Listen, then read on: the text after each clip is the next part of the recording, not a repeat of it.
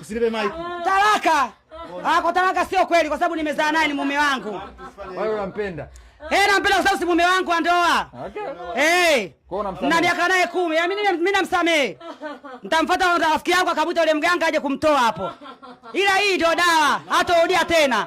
Sidhani kama atarudia. Basi sasa anasema anakusamehe sasa. Sitaki usamaha kusamehe tayari. Lakini hatujibu maswali yetu. Kwa nini akusaliti?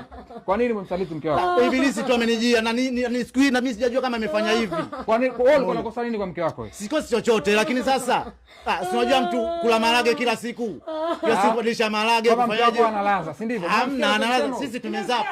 Unakubaliana nacho? Mimi naona anapenda wanawake wanene. Naona anapenda staki kama mtu. Naomba usifanye hivyo. Usifanye hivyo mtu. Naomba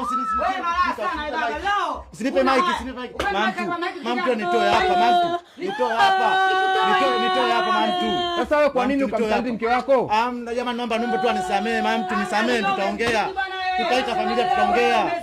Naomba jamani nitoke hapa. Nataka nitoke hapa baba. Nataka nitoke hapa kwanza. Au wewe kuna vitu ulikuwa umpi mume wako? Sio luka yangu Kisamvu. Ulikisamvu mimi sio luka yangu. Labda yeye mwenyewe tu na yeye na watu wa nje hao ndio wanaharibu. Mimi paja kuniomba hata siku moja.